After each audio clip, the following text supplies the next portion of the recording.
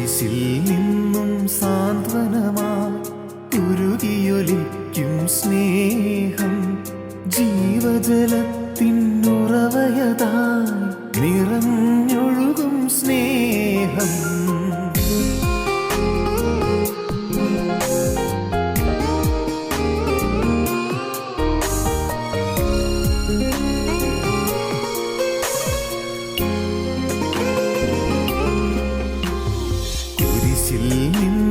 സാന്ത്വനമായി ഉരുകിയൊലിക്കും സ്നേഹം, സഹനത്തിൻ നിണധാരയതായി ഉതിർന്നൊഴുകും സ്നേഹം, വിലാവിൽ നിന്നും മോചനമായി ഉരുകിയൊലിക്കും സ്നേഹം, നീറും മനസ്സിൽ കുളിരലയായി നിറഞ്ഞൊഴുകും സ്നേഹം.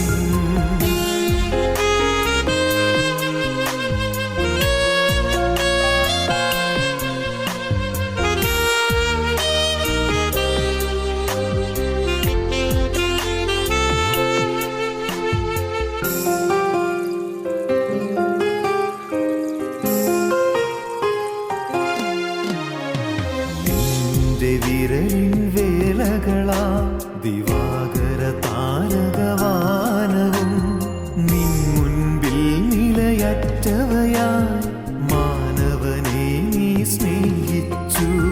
നിന്റെ വിരലിൻ വേലകളാ ദിവാകര താരകവാനവും, നിൻ മുൻപിൽ നിലയറ്റവയായി മാനവനെ നീ സ്നേഹിച്ചു. ആഴിയാഴിയെ വിളിക്കുന്നു ഞാനിതാ വന്നിടുന്നു, ആത്മനാഥ നിന്നിൽ ലയിച്ചൊന്നായങ്ങൊഴുകാൻ. ആഴിയാഴിയെ വിളിക്കുന്നു ഞാനിതാ വന്നിടുന്നു, പ്രിയനെ നിനക്കായൊരു കൈത്തിരിയായി വിലാവിൽ നിന്നും മോചനമായി ഉരുകിയൊലിക്കും സ്നേഹം, ജീവജലത്തിനുറവയതാ നിറഞ്ഞൊഴുകും സ്നേഹം.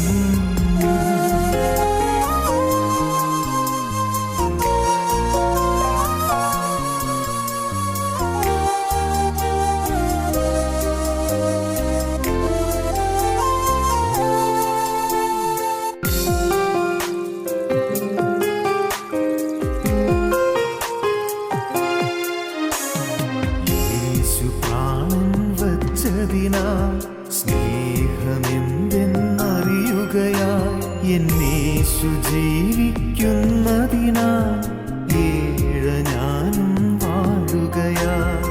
യേശു പ്രാണൻ വച്ചതിനാൽ സ്നേഹമെന്തെന്നറിയുകയായി എന്നേശു ജീവിക്കുന്നതിനാൽ ഏഴ ഞാനും വാഴുകയായി. ആഴിയാഴിയെ വിളിക്കുന്നു ഞാനിതാ വന്നിടുന്നു, ആത്മനാഥ നിന്നിൽ ലയിച്ചൊന്നായങ്ങൊഴുകാൻ. ആഴിയാഴിയെ വിളിക്കുന്നു ഞാനിതാ വന്നിടുന്നു, പ്രിയനെ നിനക്കായൊരു കൈത്തിരിയായി ഒഴുകിയെരിഞ്ഞലിയാൻ. കുരിശിൽ നിന്നും സാന്ത്വനമായി ഉരുകിയൊലിക്കും സ്നേഹം, സഹനത്തിൻ നിണധാരയതായി ഉതിർന്നൊഴുകും സ്നേഹം, വിലാവിൽ നിന്നും മോചനമായി ഉരുകിയൊലിക്കും സ്നേഹം, നീറും മനസ്സിൽ കുളിരലയായി നിറഞ്ഞൊഴുകും സ്നേഹം.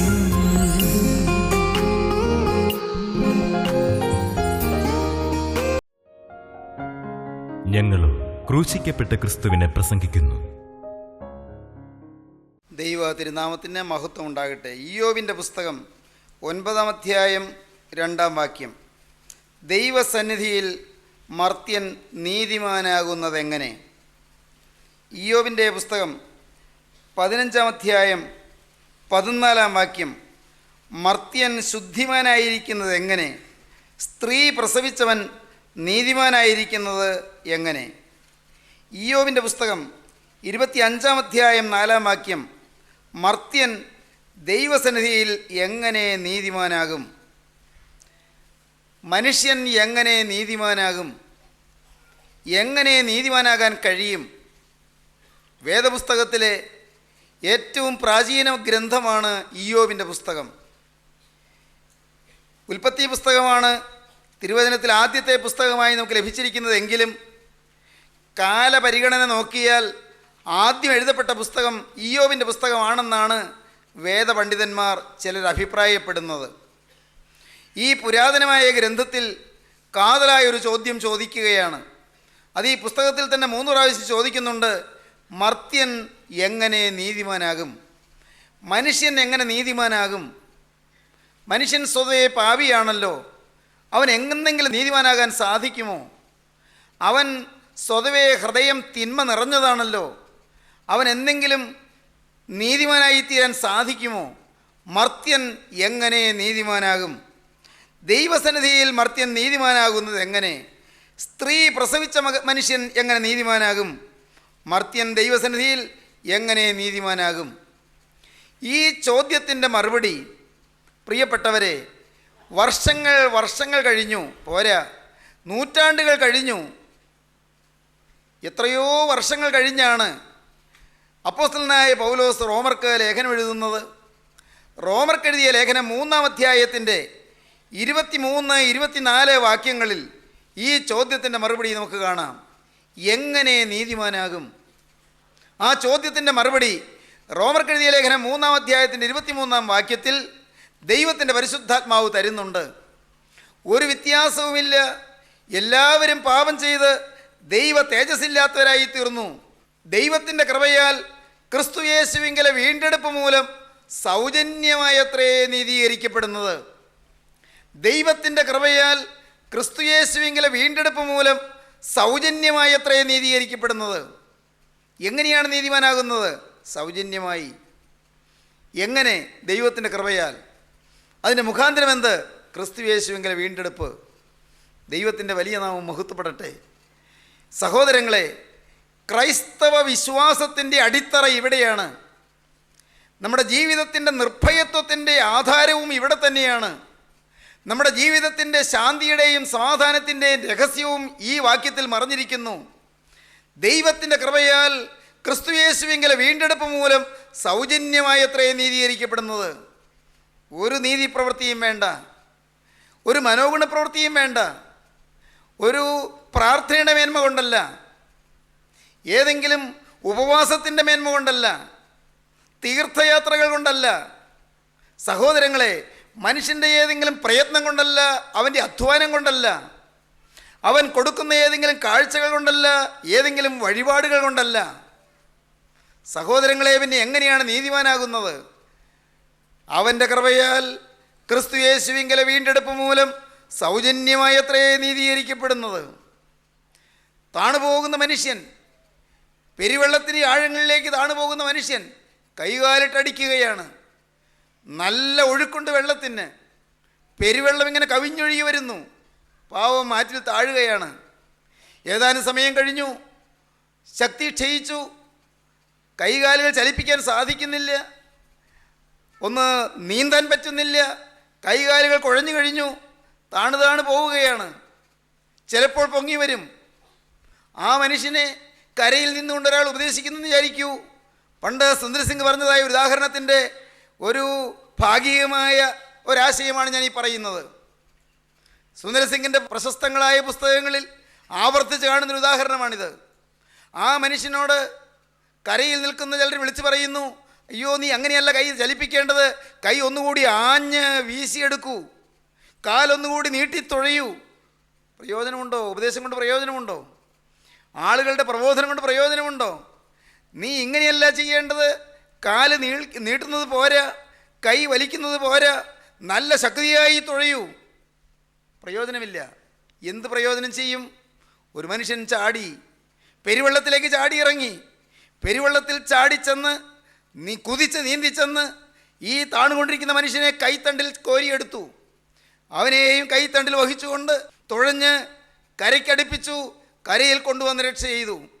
താണുപോകുന്ന മനുഷ്യന് ഒരു വീണ്ടെടുപ്പുകാരൻ കൂടിയേ കഴിയൂ.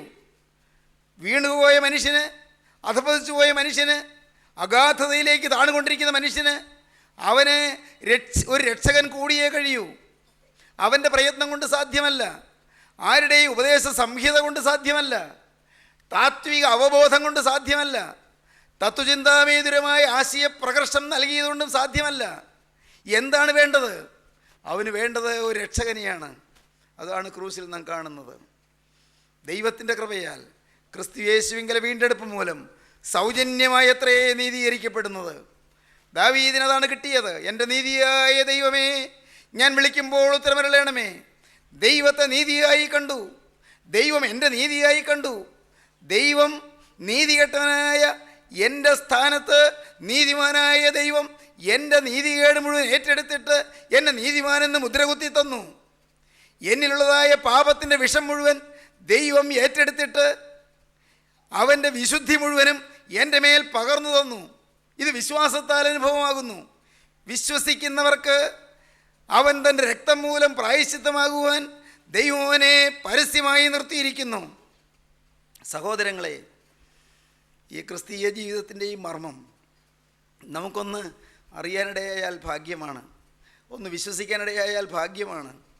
നാം ആരും നീതിമാന്മാരല്ല, നാം ആരും തികഞ്ഞവരല്ല, നാം ആരും ഒരു കാര്യത്തിലും പൂർണ്ണരല്ല. പാകപ്പഴയുള്ള മനുഷ്യൻ, ബലഹീനതയുള്ള മനുഷ്യൻ, പാപപ്രവണതയുള്ള മനുഷ്യൻ, പാപത്തിലേക്ക് ചായ്വുള്ള മനുഷ്യൻ. പ്രിയപ്പെട്ടവരെ, നാം പാപത്തിൻ്റെ പ്രവൃത്തി വരാതിരിക്കുമ്പോഴും നാം പാപികളാണ്. പാപത്തിൻ്റെ വാക്ക് വരാത്തപ്പോഴും നാം പാപികളാണ്. പാപത്തിൻ്റെ ചിന്ത വരാത്തപ്പോഴും നാം പാപികളാണ്. പാപം ചെയ്തതുകൊണ്ടല്ല നാം പാപികളായത്, നാം പാപികളായതുകൊണ്ട് പാപം ചെയ്തു പോവുകയാണ്. പാപം അതിൻ്റെ വാക്ക് വന്നതുകൊണ്ടല്ല നാം പാപിയായത്, നാം പാപി ആയതുകൊണ്ട് പാപത്തിൻ്റെ വാക്ക് വരുന്നു എന്ന് മാത്രം. നാം പാപത്തിൻ്റെ ചിന്ത ഹൃദയത്തിൽ അല്ലെങ്കിൽ മനസ്സിൽ പുലർത്തിയതുകൊണ്ടല്ല പാപിയായത്, നാം പാപി ആയതുകൊണ്ട് പാപത്തിൻ്റെ ചിന്ത വരുന്നു. മനുഷ്യൻ അവൻ സിൻ കോൺസ്റ്റിറ്റ്യൂട്ടഡ് ആണ്. അവൻ പാപത്തിൽ പിറന്നവനാണ്, അവൻ പാപത്തിൽ നിർമ്മിക്കപ്പെട്ടവനാണ്, പാപപ്രകൃതിയാണ്. പ്രിയപ്പെട്ടവരെ, അതാണ് അപ്പോസ്തലൻ പറയുന്നത്, ഒരു വ്യത്യാസവുമില്ല, എല്ലാവരും പാപം ചെയ്ത് ദൈവ തേജസ്സില്ലാത്തവരായി തീർന്നു. എല്ലാവരും പാപം ചെയ്തു. നിത്യനായ ദൈവം സങ്കടഭാരത്തോടെ മനുഷ്യനെ നോക്കിക്കൊണ്ട് കരഞ്ഞു പറഞ്ഞു. യെശയ്യാ പ്രവചനം 1-ാം അധ്യായം 2-ാം വാക്യം മുതൽ, ആകാശമേ കേൾക്ക, ഭൂമിയെ ചെവിതരിക, യഹോവ അരുളി ചെയ്യുന്നു, ഞാൻ മക്കളെ പോറ്റി വളർത്തി, അവരോ എന്നോട് മത്സരിച്ചിരിക്കുന്നു. കാളാതൻ്റെ ഉടയവനെയും കഴുതാതിൻ്റെ യജമാൻ്റെ പുൽത്തൊട്ടിയെയും അറിയുന്നു, എൻ്റെ ജനമോ അറിയുന്നില്ല, ഇസ്രായേലോ ഗ്രഹിക്കുന്നതുമില്ല. അയ്യോ പാപമുള്ള ജാതി, അകൃത്യഭാരം ചുമക്കുന്ന ജനം, ദുഷ്പ്രവർത്തിക്കാരുടെ സന്തതി, വഷളായി നടക്കുന്ന മക്കൾ, അവർ യഹോവയെ ഉപേക്ഷിച്ചു, ഇസ്രായേലിൻ്റെ പരിശുദ്ധനെ നിരസിച്ചു, പിറകോട്ട് മാറിക്കളഞ്ഞിരിക്കുന്നു. ഇനി നിങ്ങളെ അടിച്ചിട്ടെന്ത്? നിങ്ങളധികം പിന്മാറുകയുള്ളൂ. തല മുഴുവനും ദീനവും ഹൃദയം മുഴുവനും രോഗവും പിടിച്ചിരിക്കുന്നു. അടി തൊട്ട് മുടി വരെ ഒരു സുഖവുമില്ല. മുറിവും ചതവും പഴുത്ത വ്രണവും മാത്രമേ ഉള്ളൂ. അവയെ ഞെക്കി കഴുകിയിട്ടില്ല, വെച്ച് കെട്ടിയിട്ടില്ല, എണ്ണ പുരട്ടി ശവിപ്പിച്ചിട്ട് പോലുമില്ല. ആ സകലം വ്രണം ബാധിച്ച, കുഷ്ഠരോഗം ബാധിച്ചൊരു മനുഷ്യനെ പോലെ ആന്തരികമായി കുഷ്ഠരോഗം ബാധിച്ച് പാപത്തിൻ്റെ ഭീകരമായ ഭയാനകമായ കെടുതിയിൽപ്പെട്ട് ഉഴലുന്ന മനുഷ്യനെ നോക്കി ജീവനുള്ള ദൈവം കരയുകയാണ്. ആകാശത്തെയും ഭൂമിയെയും സാക്ഷി നിർത്തിക്കൊണ്ട് നിത്യനായ ദൈവം പറയുന്നു, ആകാശമേ നീ ഒന്ന് കേൾക്ക്, ഭൂമിയെ നീ ഒന്ന് ചെവി തരൂ. യഹോവ അരുളി ചെയ്യുന്നു, ഞാൻ മക്കളെ പോറ്റി വളർത്തി, അവരോ എന്നോട് മത്സരിച്ചിരിക്കുന്നു. നിത്യനായ ദൈവത്തിൻ്റെ വേദന. യെശയ്യാ പ്രവാചകൻ ആ വേദന അങ്ങനെ പ്രകടമാക്കി പറഞ്ഞെങ്കിൽ യിരെമ്യാ പ്രവാചകൻ അതിനെക്കുറിച്ച് പറയുന്നത് എന്താണെന്ന് നമുക്ക് വായിക്കാം. യിരെമ്യാ പ്രവാചകൻ ജീവനുള്ള ദൈവത്തിൻ്റെ സങ്കടം, ഞാനത് സഹിച്ചേ പറ്റൂ എന്ന് പറഞ്ഞ് ദൈവം കരയുന്നതായ സങ്കടം യിരെമ്യാ പ്രവാചകന്റെ പുസ്തകം 10-ാം അധ്യായത്തിൽ നമുക്ക് കാണാം. 10-ാം അധ്യായം 19-ാം വാക്യം മുതൽ, എൻ്റെ പരുക്ക് നിമിത്തം എനിക്ക് അയ്യോ കഷ്ടം, എൻ്റെ മുറിവ് വ്യസനകരമാകുന്നു, എങ്കിലും ഞാൻ അതെൻ്റെ ദീനം, ഞാനത് സഹിച്ചേ മതിയാകൂ എന്ന് പറഞ്ഞു. എൻ്റെ കൂടാരം കവർച്ചയായിപ്പോയി, ഞാൻ പാർത്തിരുന്ന എൻ്റെ കൂടാരമായ മനുഷ്യൻ ഇതാ ശത്രുവായ പൈശാചികൻ കവർ ചെയ്തുകൊണ്ട് പോകുന്ന ഭയാനകമായ സ്ഥിതിയിലായിപ്പോയി. എൻ്റെ കൂടാരം കവർച്ചയായിപ്പോയി. എൻ്റെ കയറൊക്കെയും അറ്റിരിക്കുന്നു. എനിക്ക് മനുഷ്യൻ്റെ മേൽ സ്നേഹത്തിൻ്റെ ഒരു ബന്ധമുണ്ടായിരുന്നു. ആ സ്നേഹത്തിൻ്റെ കയർ അറ്റുപോയിരിക്കുന്നു. എൻ്റെ മക്കൾ എന്നെ വിട്ടുപോയി. അപ്പൻ കരയുകയാണ്. മക്കൾ വിട്ടുപോയതിൽ കരയുന്ന നൊന്ത് കേഴുന്ന പിതാവിൻ്റെ വേദന നിറഞ്ഞതായ സ്വരമാണ് ഇവിടെ മുഴങ്ങുന്നത്. എൻ്റെ കയറൊക്കെയും അറ്റിരിക്കുന്നു. എൻ്റെ മക്കൾ എന്നെ വിട്ടുപോയി. അവർ ഇല്ലാതായിരിക്കുന്നു. ഇനി എൻ്റെ കൂടാരമടിപ്പാനും തിരശ്ശീല നിവർക്കാനും ആരുമില്ല. എൻ്റെ കൂടാരമടിക്കാൻ എനിക്ക് ആരുമില്ല. തിരശ്ശീല നിവർക്കാൻ എനിക്ക് ആരുമില്ല. പ്രിയപ്പെട്ടവരെ, മനുഷ്യനെ നോക്കിയുള്ളതായ നിത്യപിതാവിൻ്റെ ഹൃദയം നൊന്ത കരച്ചിലാണ് നാം കേൾക്കുന്നത്. ഇടയന്മാർ മൃഗപ്രായരായി തീർന്നു. മൃഗങ്ങളെ പോലെ ആയിത്തീർന്നു. ഇടയന്മാർ മൃഗപ്രായരായി തീർന്നു. മാത്രമോ യഹോവയെ അന്വേഷിക്കുന്നില്ല. ജനത്തെ നടത്താൻ നിയമിക്കപ്പെട്ടവർ മൃഗീയ സ്വഭാവമുള്ളവരായി മാറിയിരിക്കുന്നു. ജനത്തെ നടത്തേണ്ടവരാണ്, ഉപദേശിക്കേണ്ടവരാണ്, അവർ ദൈവവചനം പറയുന്നവരാണ്. പക്ഷേ മൃഗീയ വാസനകൾ വിട്ടിട്ടില്ല. ഇടയന്മാർ മൃഗപ്രായരായി പോയിരിക്കുന്നു. സ്വന്തം കാര്യം, സ്വന്തം പണം, സ്വന്തം പേര്, സ്വന്തം പെരുമ, സ്വന്തം സ്ഥാനം, സ്വന്തം മാനം, സ്വന്തം ശുശ്രൂഷ, സ്വന്തം ആത്മീയം, സ്വന്തമായി ചിലത് കെട്ടിപ്പടുത്തുകൊണ്ട് മൃഗീയ വാസനകളുടെ ഉടമകളായി ഇടയന്മാർ അധപ്പതിച്ചു പോയിരിക്കുന്നു. ഇടയന്മാർ മൃഗപ്രായരായി തീർന്നു. യഹോവയെ അന്വേഷിക്കുന്നില്ല. അതുകൊണ്ട് അവർ കൃതാർത്ഥരായില്ല. അവരുടെ ആട്ടിൻകൂട്ടമൊക്കെയും ചിതറിപ്പോയി. ആട്ടിൻകൂട്ടം ചിതറിപ്പോയി. ഇന്ന് ചിതറിപ്പോയ ആട്ടിൻകൂട്ടം. ദൈവത്തിന് സ്തോത്രം. കർത്താവിൻ്റെ വചനം പറയും, അവരിണയില്ലാത്ത ആടുകളെപ്പോലെ ചിന്നിവരും കുഴഞ്ഞവരുമായി കണ്ടിട്ട് കർത്താവിൻ്റെ മനസ്സലിഞ്ഞുവെന്ന്. ഇടയില്ലാത്ത ആടുകളെപ്പോലെ ചിന്നിപ്പോയ സമൂഹങ്ങൾ, ദൈവത്തെ അന്വേഷിക്കാത്ത സമൂഹങ്ങൾ, ദൈവം ആരെന്നറിയാത്ത സമൂഹങ്ങൾ, ദൈവത്തെ തിരിച്ചറിയാത്ത സമൂഹങ്ങൾ. എൻ്റെ സഹോദരങ്ങളെ, നിങ്ങളോട് പറയട്ടെ, ജീവനുള്ള ദൈവത്തിൻ്റെ വേദന അത് നാം ഉൾക്കൊണ്ടാൽ നമ്മുടെ ഹൃദയം ആനന്ദം കൊണ്ടും സമാധാനം കൊണ്ടും ശാന്തി കൊണ്ടും നിറയും. ജീവനുള്ള ദൈവത്തിൻ്റെ സന്നിധിയിലേക്ക് നാം മടങ്ങി വന്നാൽ, ദൈവത്തെ അന്വേഷിക്കാൻ തുടങ്ങിയാൽ, ദൈവത്തിന് നമ്മിൽ പ്രസാദം ഉണ്ടാകത്തക്കവണ്ണം നമ്മുടെ ജീവിതത്തിൻ്റെ വഴികളെ ഒന്ന് നേരെയാക്കിയാൽ ദൈവം പ്രസാദിക്കുമെന്ന് മാത്രമല്ല, ദൈവത്തിൻ്റെ ഉള്ളം തണുക്കും. ദൈവം സമാധാനപുത്രൻ എന്ന് നമ്മെ വിളിക്കും. ഇവൻ എൻ്റെ ആശ്വാസപുത്രൻ, ഇവൻ എൻ്റെ സമാധാനപുത്രൻ. പ്രിയപ്പെട്ടവരെ, നിങ്ങൾക്കാർക്കെങ്കിലും കൊതിയുണ്ടോ എന്ന് ഞാൻ ചോദിക്കും. നിങ്ങൾക്കാർക്കെങ്കിലും അതിനുവേണ്ടിയുള്ളതായ അത്യധികമായ വാഞ്ചയുണ്ടോ എന്ന് ഞാൻ ചോദിക്കും. സ്വർഗത്തിലെ ദൈവത്തിൻ്റെ ഒരു ആശ്വാസപുത്രനായി ഈ ഭൂമിയിൽ നിൽക്കുക. ചുരുങ്ങിയൊരു കാലമല്ലേ കർത്താവെ നീ എനിക്ക് തന്നിരിക്കുന്നത്? ചുരുങ്ങിയൊരു കാലയളവ്, ഒരു ചെറിയൊരു ആയുസ്. കർത്താവെ, ഈ ആയുസ്സിൽ ഉള്ള കാലം നിൻ്റെ ഒരു ആശ്വാസപുത്രനായി എനിക്ക് ഈ ഭൂമിയിൽ നിൽക്കണം. നിൻ്റെ ഒരു സമാധാന പുത്രിയായി എനിക്ക് ഈ ഭൂമിയിൽ നിൽക്കണം. കർത്താവെ, നിൻ്റെ ഉള്ളം തണുപ്പിക്കുന്ന നിൻ്റെ ഒരു പ്രിയനും വ്രതനുമായി എനിക്ക് ഈ ഭൂമിയിൽ നിൽക്കണം. നിൻ്റെ ഉള്ളം തണുപ്പിക്കുന്ന നിൻ്റെ ഒരു ദാസനായി എനിക്ക് ഈ ഭൂമിയിൽ നിൽക്കണം. ആഗ്രഹം നല്ലതാണ് മകനെ, അതിന് നീ വില കൊടുക്കാൻ തയ്യാറാകണം. നിൻ്റെ ഇഷ്ടങ്ങൾ ഉപേക്ഷിക്കാൻ തയ്യാറാകണം. നിൻ്റെ സ്വാർത്ഥ താല്പര്യങ്ങൾ കൈപിടിയാൻ തയ്യാറാകണം. നിത്യതയുടെ ശോഭനമായ തീരത്ത് നിനക്ക് അണയണമെങ്കിൽ, നിത്യ സൗഭാഗ്യത്തിൻ്റെ അതിരിങ്കൽ നിനക്ക് എത്തണമെങ്കിൽ, ദൈവപൈതലേ, ദൈവത്തെ പ്രസാദിപ്പിക്കുന്ന ഒരു പുതുജീവിതം നീ കെട്ടിപ്പടുക്കണം. ദൈവകരങ്ങളിലേക്ക് നിന്നെ തന്നെ നീ ഏൽപ്പിക്കണം. വിശ്വാസത്താലുള്ള നീതീകരണം. എൻ്റെ നീതിയായ ദൈവമേ, ഞാൻ വിളിക്കുമ്പോൾ ഉത്തരമരുളണമേ. ഒരു വ്യത്യാസവുമില്ല. എല്ലാവരും പാപം ചെയ്തു ദൈവ തേജസ്സില്ലാത്തവരായി തീർന്നു. നീതിമാൻ ആരുമില്ല, ഒരുത്തൻ പോലുമില്ല. എല്ലാവരും വഴിതെറ്റി ഒരുപോലെ കൊള്ളരുതാത്തവരായി തീർന്നു. നന്മ ചെയ്യുന്നവനില്ല, ഒരുത്തൻ പോലുമില്ല. അവരുടെ തൊണ്ട തുറന്ന ശവക്കുഴി, നാവുകൊണ്ട് അവർ ചതിക്കുന്നു. സർപ്പവിഷം അവരുടെ അധരങ്ങൾക്ക് കീഴെയുണ്ട്. നാം വായിക്കുന്നത് അങ്ങനെയാണ്. റോമർക്കെഴുതിയ ലേഖനം 3-ാം അധ്യായം 10-ാം വാക്യം മുതൽ, നീതിമാൻ ആരുമില്ല, ഒരുത്തൻ പോലുമില്ല. ഗ്രഹിക്കുന്നവനില്ല, ദൈവത്തെ അന്വേഷിക്കുന്നവനുമില്ല. എല്ലാവരും വഴിതെറ്റി ഒരുപോലെ കൊള്ളരുതാത്തവരായി തീർന്നു. നന്മ ചെയ്യുന്നവനില്ല, ഒരുത്തൻ പോലുമില്ല. അവരുടെ തൊണ്ട തുറന്ന ശവക്കുഴി. ശവക്കുഴി തുറന്നാൽ ദുർഗന്ധം വമിക്കുന്നത് പോലെ വായിൽ നിന്ന് വരുന്ന വാക്കുകൾ ദുർഗന്ധമുള്ളവ. വായിൽ നിന്ന് വരുന്നതായ മദ്യത്തിൻ്റെ ദുർഗന്ധം അത് മറ്റുള്ളവരെ അലോസരപ്പെടുത്തുന്നതാണ്. വായിൽ നിന്ന് വരുന്നതായ പുകവലിച്ചതിൻ്റെ ഫലമായി ഉണ്ടായ ആ ദുർഗന്ധം മറ്റുള്ളവർക്ക് നാശം വരുത്തുന്നതാണ്. അവരുടെ തൊണ്ട തുറന്ന ശവക്കുഴി. നാവ് കൊണ്ട് അവർ ചതിക്കുന്നു. ചതിവിൻ്റെ വാക്കുകൾ, വഞ്ചനയുടെ വാക്കുകൾ നാവിൽ വരുന്നു.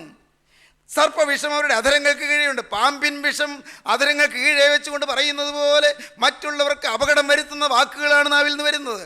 മറ്റുള്ളവരെ കൊല്ലുന്ന വാക്കുകളാണ് നാവിൽ നിന്ന് വരുന്നത്. സർപ്പവിഷം അവരുടെ അധരങ്ങൾക്ക് കീഴെയുണ്ട്. അവരുടെ വായിൽ ശാപവും കയ്പും നിറഞ്ഞിരിക്കുന്നു.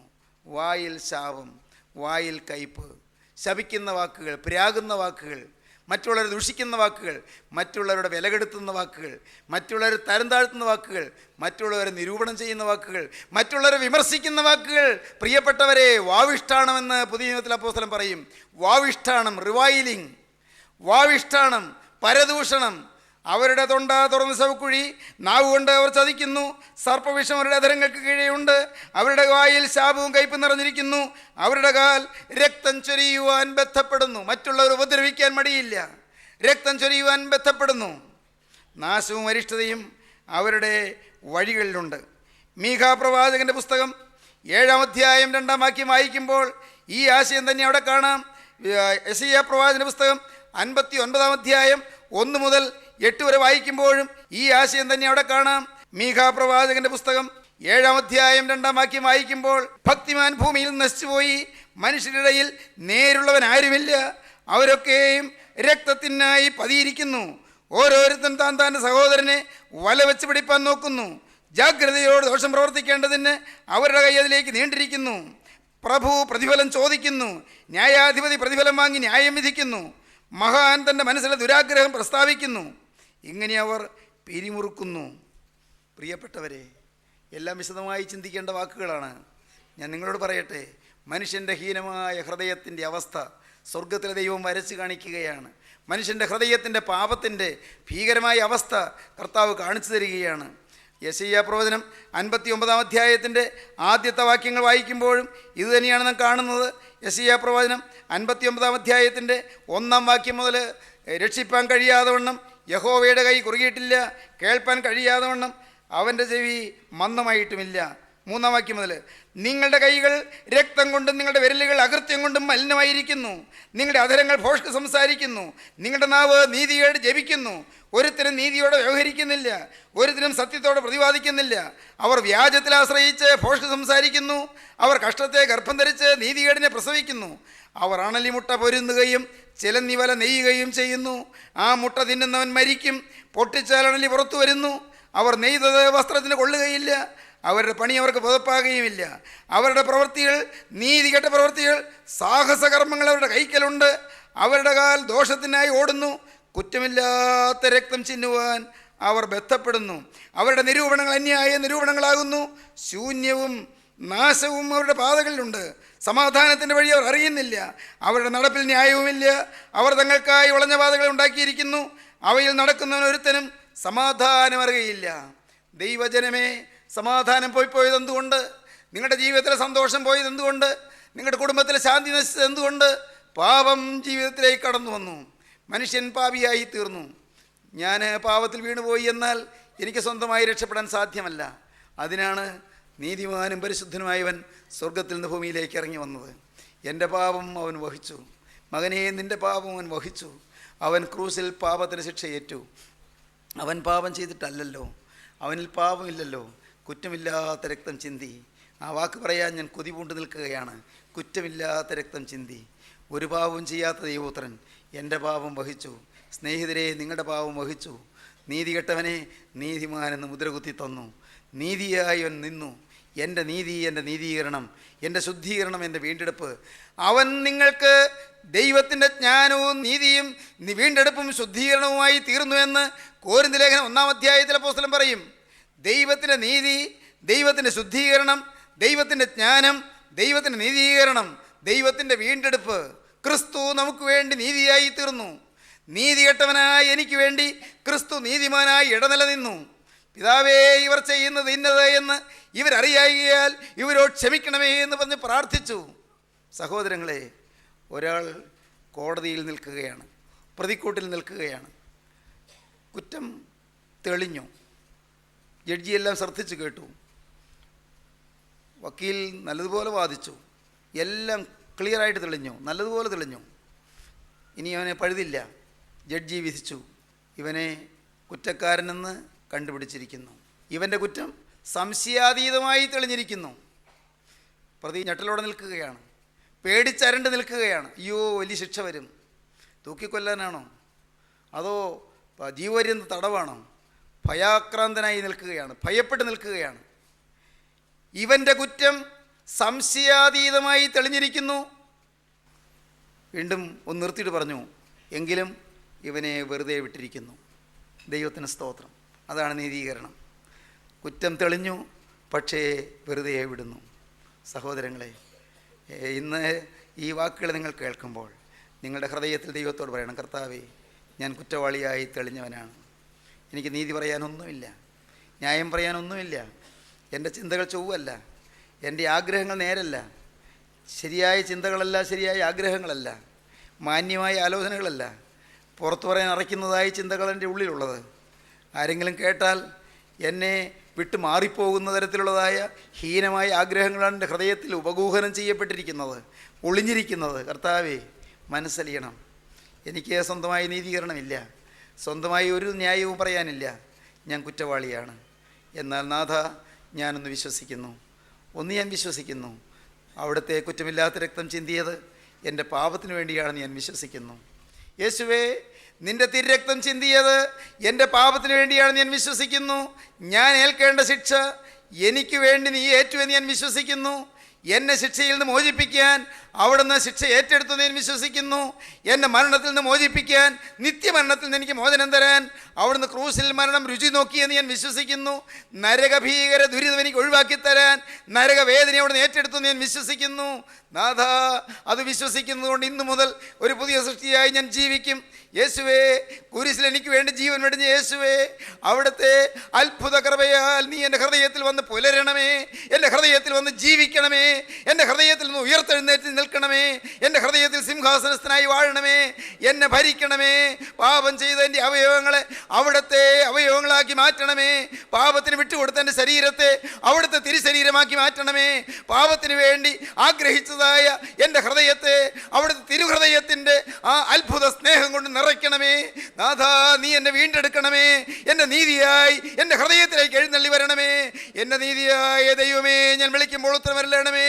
ദൈവമക്കളെ, നമുക്ക് സമർപ്പിക്കാം, ഭാവി യേശുവിനെ ഏൽപ്പിക്കാം. യേശുക്രിസ്തുവിൻ്റെ മുറിഞ്ഞ കരങ്ങളിലേക്ക് നമ്മുടെ ഭാവി ഏൽപ്പിച്ചുകൊണ്ട് ഇപ്പോൾ നമുക്കൊരു പുതിയ തീരുമാനമെടുക്കാം. യേശുവേ, ഇന്ന് മുതൽ ഞാൻ എൻ്റെ പുതിയ സൃഷ്ടി. എൻ്റെ നാഥ, ഇന്ന് മുതൽ ഞാൻ എൻ്റെ പുതിയ സൃഷ്ടി. നമുക്ക് സമർപ്പിക്കാം, നമുക്ക് പ്രാർത്ഥിക്കാം. കാരുണ്യവാനേ, അൻപുള്ള പിതാവേ, വാഴ്ത്തപ്പെട്ട കർത്താവേ, നല്ല ദിവസത്തിനായി ഞങ്ങൾ നിന്നെ സ്തുതിക്കുന്നു. ഈ നല്ല സമയം അവിടുത്തെ സ്വർഗീയ നീതിയെക്കുറിച്ച് ഞങ്ങളോട് കനിവോടെ സംസാരിച്ചതിനായി ഞങ്ങൾ നിന്നെ സ്തുതിക്കുന്നു.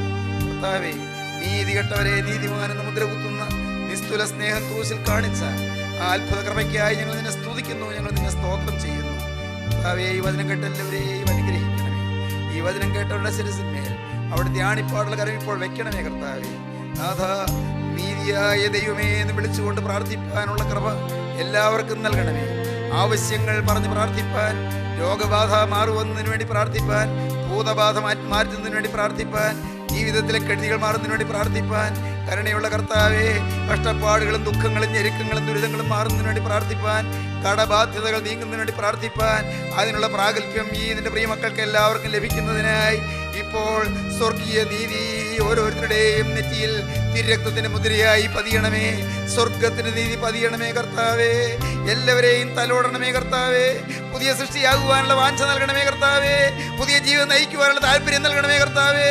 എല്ലാവരെയും തലോടണമേ. എല്ലാവരുടെയും കണ്ണുനീര് തുടയ്ക്കണമേ. എല്ലാവരിൽ നിന്നും ഭൂതബാധകൾ മാറ്റണമേ.